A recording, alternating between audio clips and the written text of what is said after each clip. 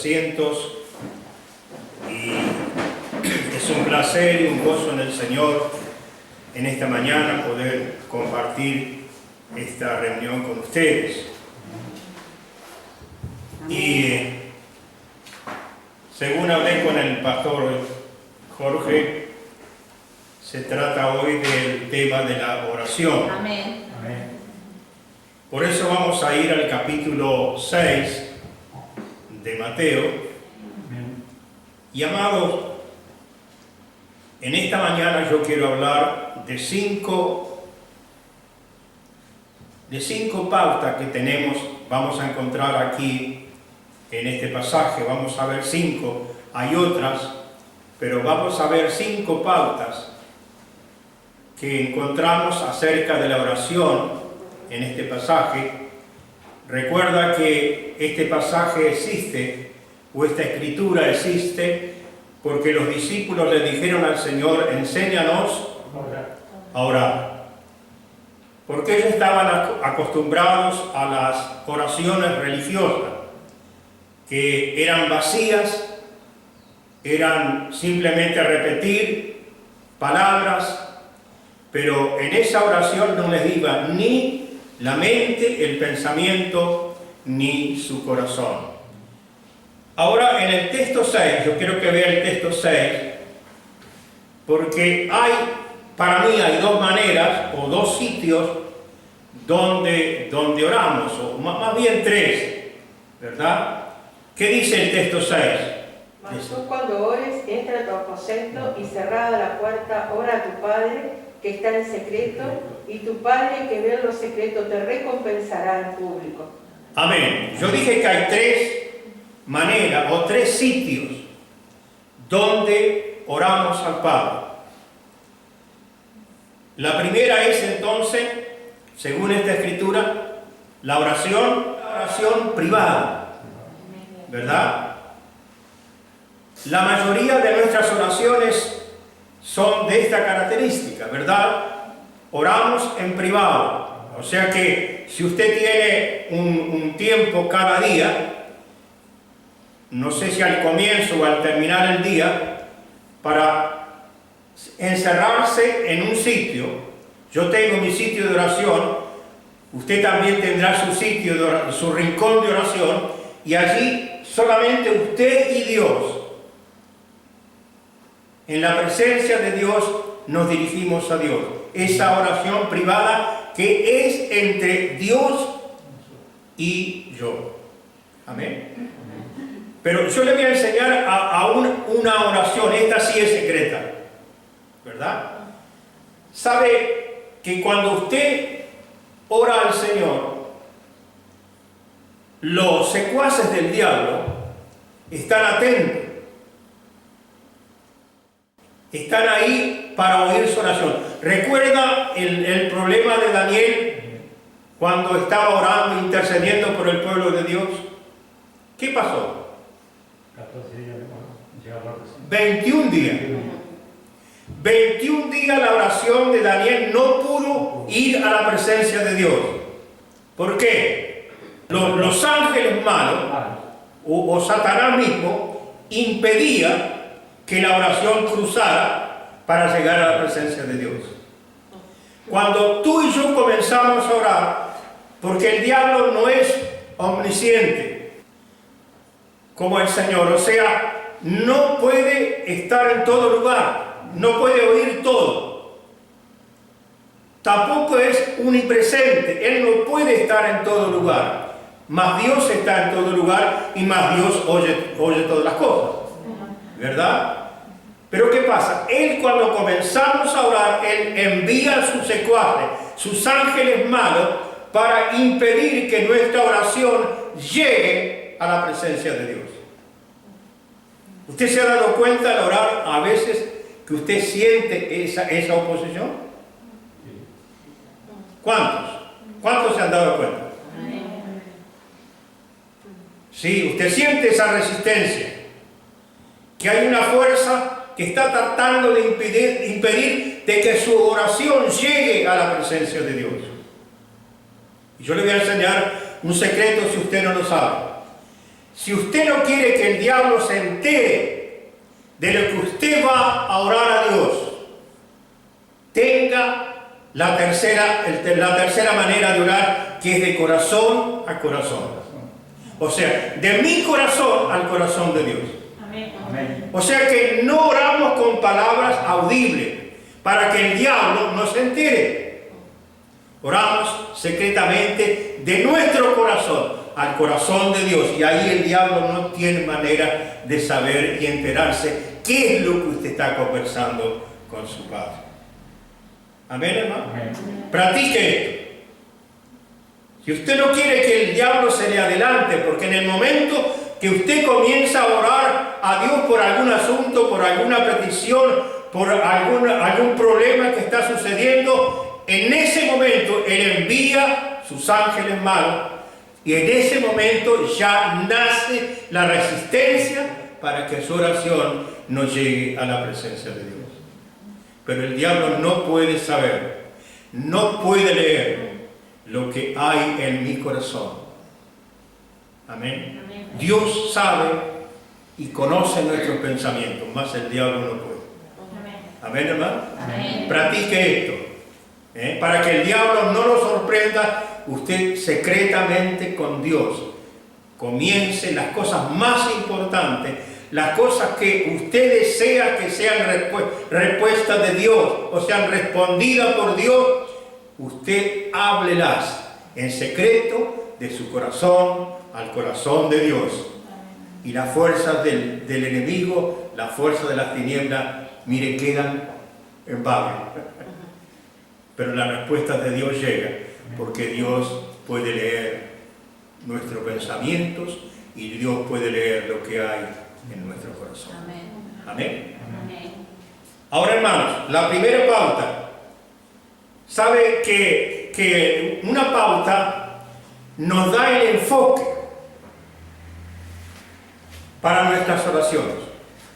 O sea, muchas personas me han dicho a través de la vida, del ministerio, hermano, yo no oro porque no sé qué orar. ¿No le han dicho eso a usted? Otros me han dicho, hermano, yo no voy a los cultos de oración porque me duermo. También sucede eso.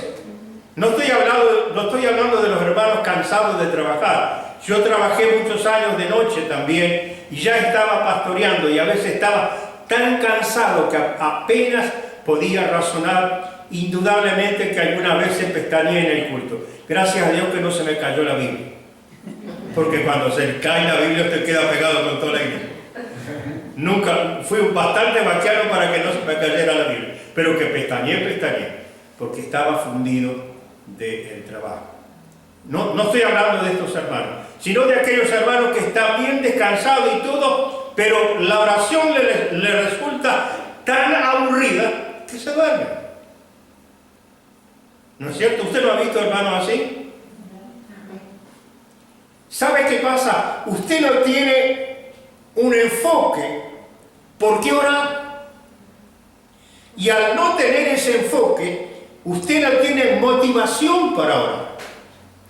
Porque si usted tiene un enfoque correcto de lo que va a pedir a Dios, de lo que va a hablar con Dios, eso me da la motivación para orar a Dios. ¿No es cierto?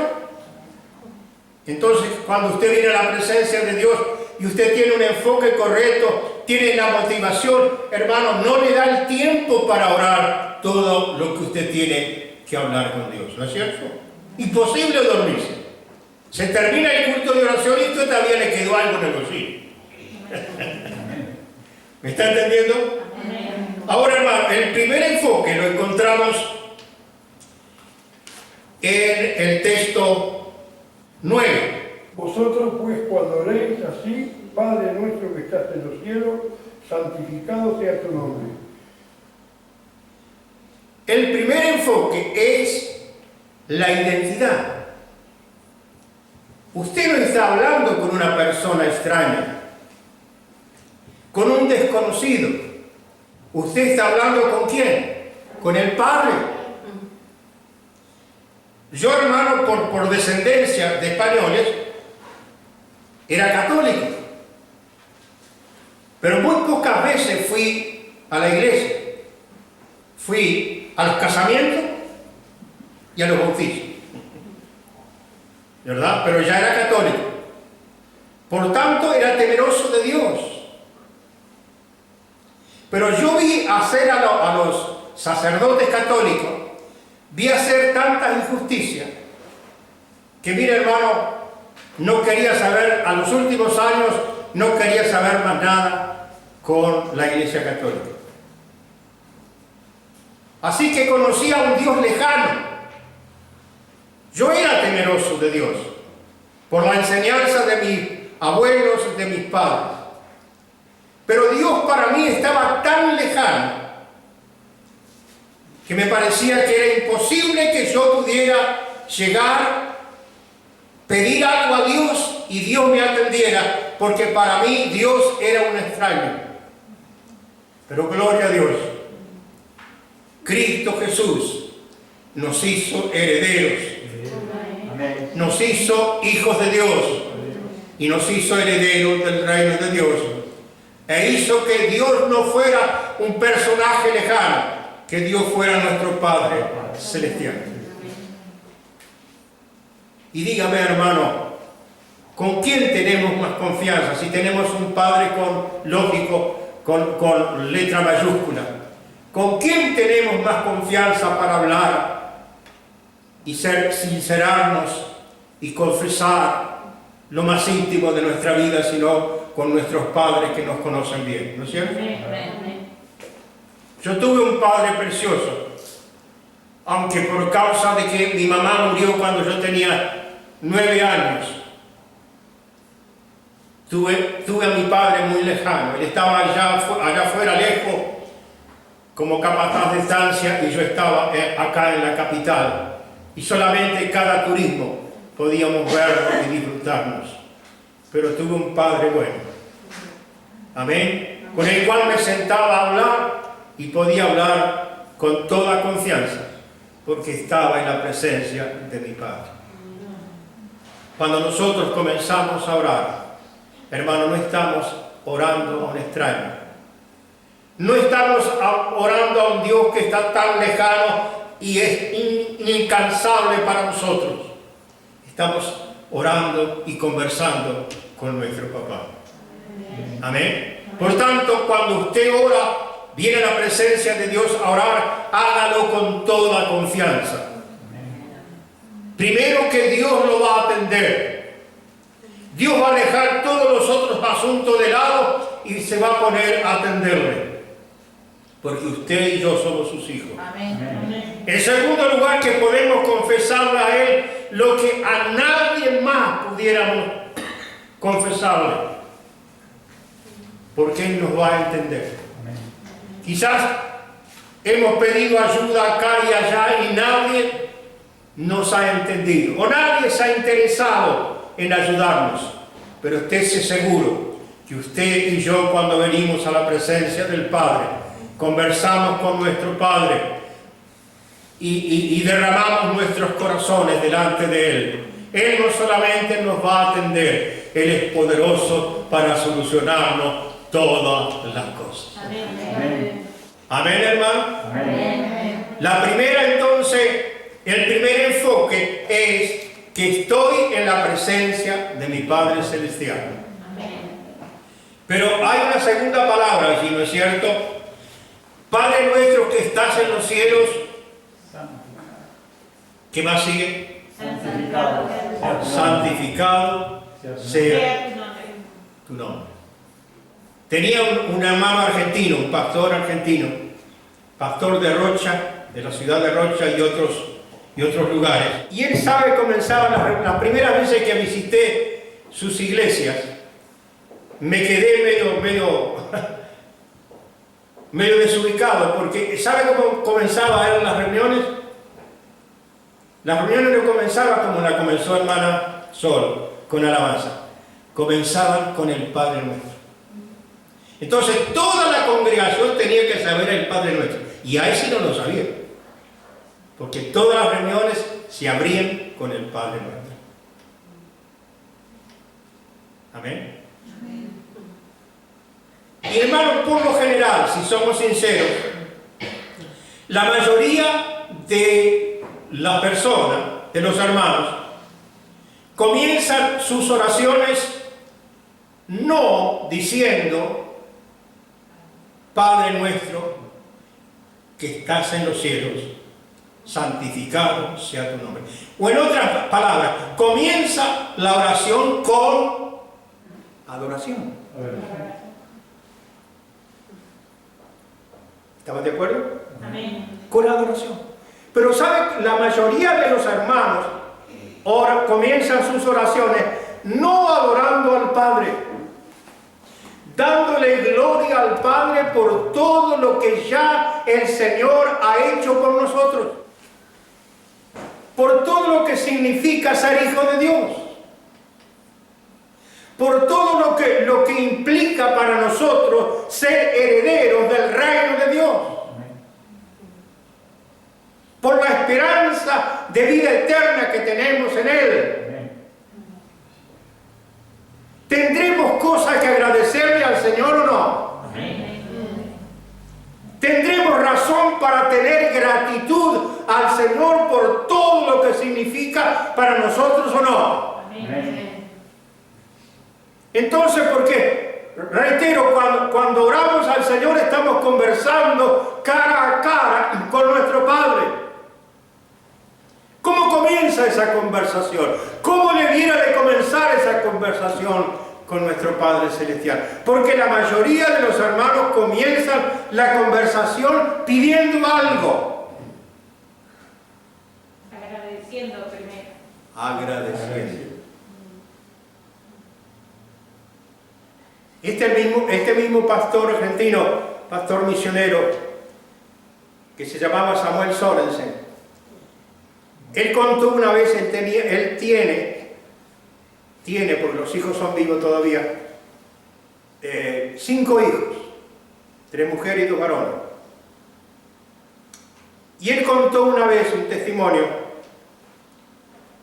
que su hijo más chico, llamado Eduardo, él estaba ya en su oficina estudiando y Eduardo tocó la puerta y le dijo: permiso, papá. Sí, hijo, pasa. Y vino, se sentó al lado de su papá y lo abrazó fuerte. Y dice el hermano: yo sé que cuando mis hijos golpeaban la puerta de mi oficina, siempre era con segunda. Venían a pedir algo. Y él su pensamiento, el primer pensamiento dice: ¿qué me vendrá a pedir este? Entonces lo acarició al hijo y le dijo por lo bajo, dice: ¿qué precisas, Eduardo? No, papá, no preciso nada. Quiero estar contigo. Amén. Amén. Hermano, no hay solamente conversaciones con el Padre para, perdónenme la expresión, para manguearle algo. De hijo a padre tiene que haber momentos para estar y sentir el placer solamente de estar con el Padre. Amén. ¿Cómo disfrutaba yo esa semana de turismo? Cuando podía estar con mi papá allá en la estancia donde él era capataz. Quería aprovecharla hasta el último momento de mi licencia para disfrutar a mi padre. Hermano, no vengamos corriendo a la presencia de Dios, porque la mayoría de las veces cuando nos acercamos a Dios nos acercamos para pedir algo, ¿no es cierto? Querido hermano y hermana, no somos mendigos, somos hijos del Rey. Amén. Y toda la riqueza, la herencia del Rey nos pertenece, Amén. porque somos príncipes del reino de Dios. Así que el primer enfoque de nuestra oración debe ser de identidad. ¿En la presencia de quién estoy? ¿Con quién voy a conversar? Con nuestro Padre. Con nuestro Padre. Hermano, habría mucho para hablar acerca del hecho de encontrarse no en la presencia de un Dios que castiga, un Dios vengador, sino en la presencia de nuestro Padre Celestial. Amén. Siempre comiencen las oraciones con gratitud, Amén. con adoración, con agradecimiento. Amén. Pero mire, el segundo enfoque lo tenemos en el verso 10. El verso 10 dice, venga tu reino. ¿Qué significa eso? Evangelismo. ¿Cómo crece la iglesia? ¿Cómo creemos en el Señor? ¿Por medio de quién? Del Evangelio. ¿Cómo se anuncia una buena nueva?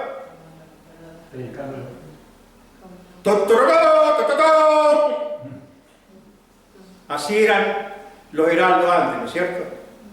Venían con el escrito y su trompeta. Se paraban en una esquina o en un lugar donde todo el mundo lo viera, y allá sacaban y comenzaban a anunciar. ¿Qué significa eso? Si queremos que el reino de Dios, porque mire, estamos pidiendo que venga el reino de Dios. El reino de Dios ya vino, el reino de Dios está en nosotros porque Cristo está en nosotros. Pero el reino de Dios se va a completar en su totalidad, ¿cuándo? Saliendo a evangelizar. Saliendo a evangelizar, pero se va a completar el reino de Dios cuando Cristo venga y lleve su iglesia. Amén. Y Cristo se establezca. Amén. Amén. Entonces, iglesia, habrá motivo para orar. Usted se va a aburrir en la presencia de Dios orando si su enfoque es decir, venga el reino de Dios. Porque si las personas van a conocer a Cristo, no lo van a conocer por los mormones, no lo van a conocer por los católicos, no lo van a conocer por los testigos de Jehová, lo van a conocer a través de la iglesia, y la iglesia somos nosotros. Amén. Las personas que me ganaron para Cristo a mí no fueron unos grandes evangelistas, no fueron unos grandes maestros de la palabra, fue un par de ancianos.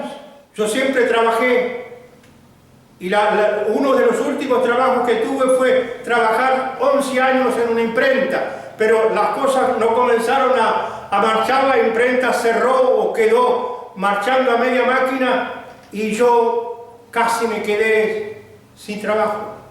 Y ya tenía a mi esposa y el mayor de mis hijos. Pero cuando yo era joven había aprendido el oficio de zapatero.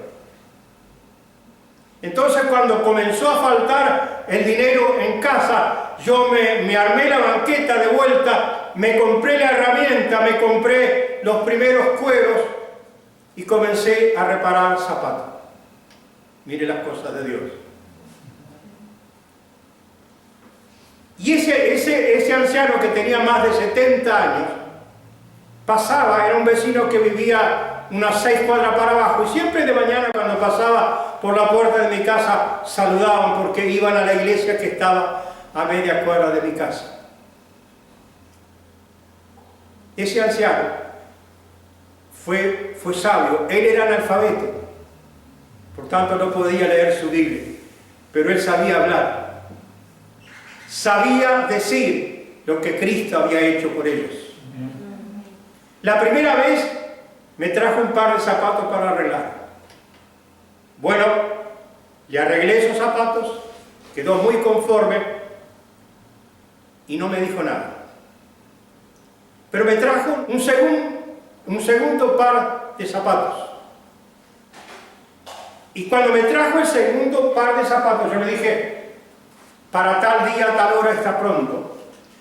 El tal día y a la tal hora vino el anciano, ya con más confianza, entró para donde yo tenía el taller, se sentó, comenzó, me empezó a hablar y a preguntarme cómo yo había llegado, porque claro, él ya me conocía, pero no sabía que era zapatero. ¿Por qué razón había comenzado a reparar zapatos? Entonces yo le hice la historia. Bueno, yo me quedé casi sin trabajo y entonces yo sabía este oficio. Y estábamos pasando mal con mi esposa. Le digo, mi esposa cuando tiene su periodo pasa 3-4 días en cama, con dolores horribles. Mi hijo, el mayor, aparentemente era normal, pero de repente iba caminando y quedaba con una pierna dura que no podía caminar. Lo habíamos llevado al médico. Los médicos no le encontraban nada, no había nada para ello, pero el asunto era que seguía con ese problema. Mire, le abrí la puerta y él dijo, mire, hay alguien que le puede ayudar. Y allí me dio el mensaje. Amén.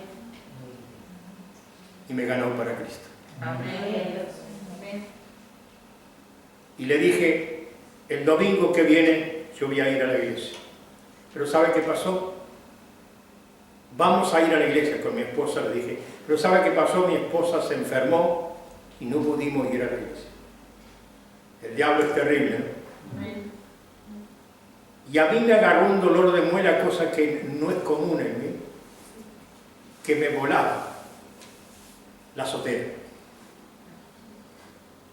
Al otro día cuando él pasó, mire, ni me acuerdo ya el nombre de él, mire, don, perdóneme, pero ayer no pudimos ir a la iglesia, entonces le expliqué. Y dice, bueno, pero no me vaya a faltar el domingo, si no lo vengo a buscar. El próximo domingo yo estaba como fierro en la iglesia. Y cuando el pastor leyó los primeros textos de Romanos 8, yo pasé llorando al altar y entregué mi vida al Señor. Y cuando llegué a casa, mi esposa no había podido ir. Cuando llegué a casa, le di el mensaje a mi esposa y fue la primera alma para Cristo que gané. Amén. Gloria a Dios. Amén. Amén. Venga tu reino. Pero ¿qué se necesita entonces para que venga el reino? Primero, predicar. Evangelizar. Pero para evangelizar, ¿qué se necesita? Se necesita hombres y mujeres que hablen acerca de la salvación en Cristo. Se necesitan recursos. Se necesita que Dios nos dé obreros, evangelistas, que nos dé músicos para tocar al aire libre después en las campañas, etcétera, etcétera. Se necesita un montón de cosas. Si usted viene con ese enfoque entonces a la presencia de Dios para pedirle, venga tu reino, ¿habrá motivo para dormirse? No le va a dar el tiempo, porque usted va a tener que pedir un montón de cosas. ¿Me está entendiendo, hermano? Amén. El mismo verso 10, venga tu reino, ¿y qué más? Hágase tu voluntad. ¿En el cielo? En la tierra. ¿Está cumpliéndose eso? Hay personas que hacen la voluntad como los ángeles hacen la voluntad de Dios en el cielo. Sí, ¿no? Tú y yo. Pero el propósito de Dios es que toda la tierra sea alcanzada para el reino de Dios. Hágase tu voluntad como en el cielo, dice otra versión. Lo mismo en la tierra se va a completar cuando Cristo reine. Pero el reino de Dios ya está en la tierra. Está en ti, y está en mí, y está en cada hermano y hermana que ha entregado su vida a Cristo. El cuarto enfoque es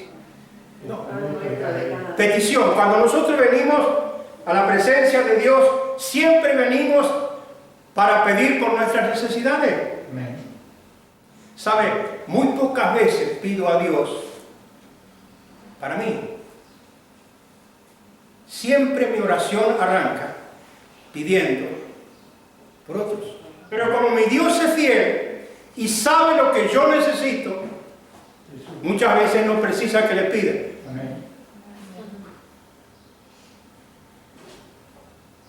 San Mateo dice, Dios sabe, refiriéndose a nuestras necesidades.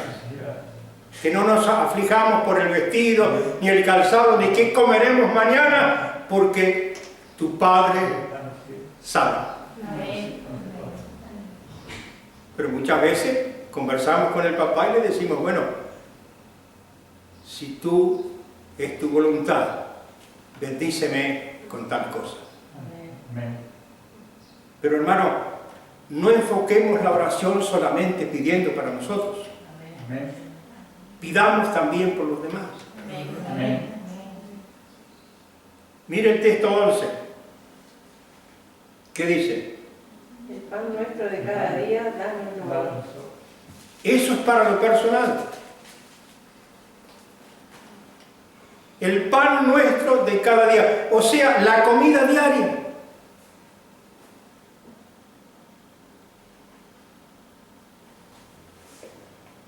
Lo que necesitamos para vivir diariamente, nuestro Padre nos la da. El último trabajo que tuve fue una casa de repuestos para automóviles y maquinaria para estación de servicio. Fue el mejor trabajo que tuve. El mejor salario, el mejor puesto y los mejores patrones. Pero en ese interín yo quedé como pastor acá en la iglesia de Las Piedras, ya que nosotros vivíamos en Montevideo, acá en Las Piedras en dos grupos. Un grupo que había en la calle Soca allá abajo y otro que había allá en el Obelisco. Y esos grupos comenzaron a crecer, de tal manera que yo no tenía tiempo casi para dormir. Muchas veces me dolía tanto la cabeza acá, la nuca, que casi no podía razonar. Y era del cansancio físico. Ya era pastor, tenía que predicar y atender a la gente y todo eso, el servicio pastoral. Entonces llegó un momento que yo tuve que decidir si seguía con el pastorado o seguía con el trabajo. Y el trabajo era muy comprometido. Yo tenía un buen salario, pero se me demandaba mucho. Además, siendo encargado de una sesión, tenía problemas también con el personal de esa sesión. Y para hacerlo más corto, llegó el momento que tuve que escoger. O seguir en mi trabajo, renunciar al pastorado, o seguir sirviendo al Señor en el pastorado. Lógico, después de llorar un tiempo en la presencia de Dios, consultarlo con mi esposa, consultarlo con buenos amigos pastores y misioneros, decidí renunciar a mi trabajo. Y lógico, la iglesia crecía, había gente, los hermanos ganaban muchas personas, familias enteras, pero era una iglesia nueva y todavía no sabía responder a los compromisos económicos en sus ofrendas y en su tiempo. Y yo no los podía apurar, tenía que enseñarles la palabra de Dios con paciencia. Vale decir que llegó un momento que yo estaba con el cuarto de mi sueldo que ganaba para mantener mi familia. Y un día no había nada para hacer la comida. Mi hija es muy vaquiana para reciclar comida o hacer con lo que hay.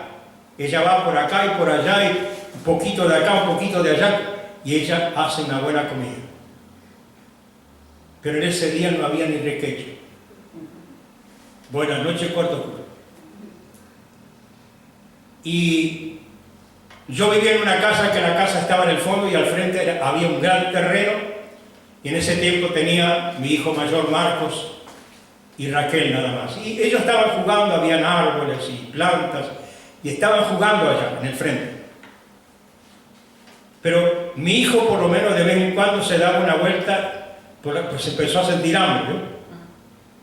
Llegaba el mediodía, entonces se daba una vuelta, miraba y veía que no había ningún movimiento en la cocina, se iba de vuelta. No sé si le decía algo a Raquel.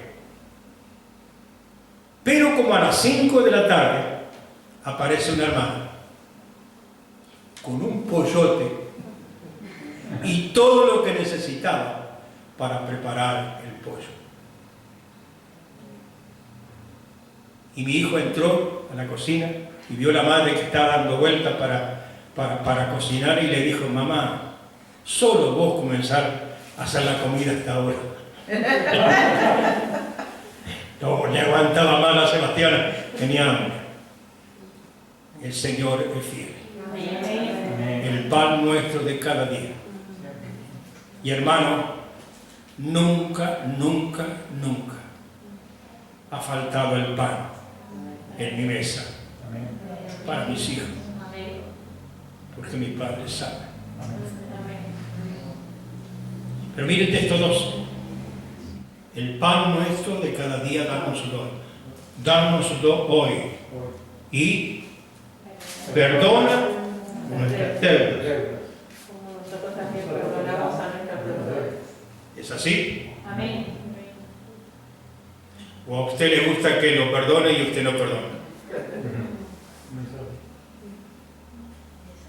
Y no está hablando acá de ofensa entre hermanos tal vez, sino de omisiones que tenemos con el Señor y con nuestros hermanos.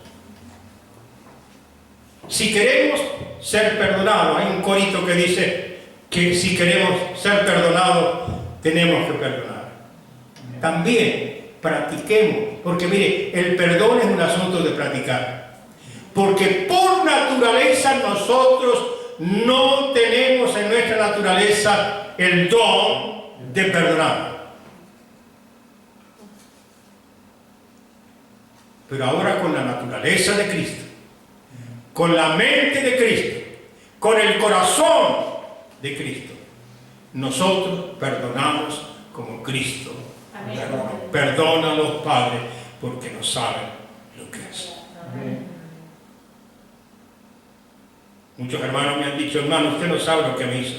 No lo perdono, no. No. Cualquier cosa menos perdonar.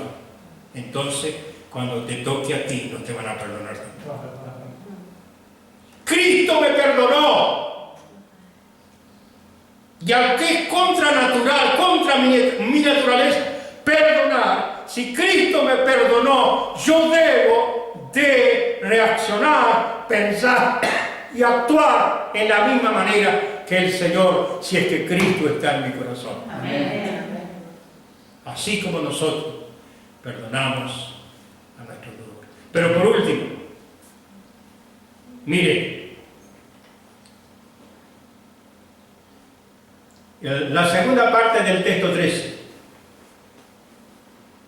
el último enfoque: y no nos meta en tentación, mas líbranos del mal. ¿Por qué? Tuyo es el reino y el poder y la gloria por los siglos de los siglos. Vamos a citarlo. Tuyo, todos. Tuyo Es el reino tuyo es el reino y el poder y la gloria por los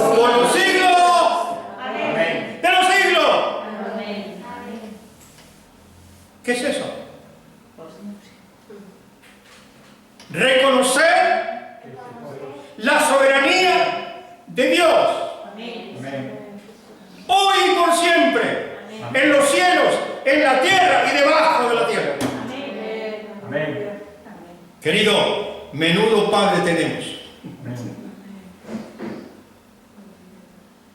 ¿Y cuántas veces nos quejamos, no? Y nos sentimos deprimidos, nos sentimos que el otro no nos quiere, nos sentimos como perro en cancha y bocha que nos empuja para todos lados, nos sentimos unos desgraciados. Nos parece a nosotros. Pero vean, en esos momentos que el diablo nos quiere engañar de que no somos nada, dígale: yo soy hijo del Rey.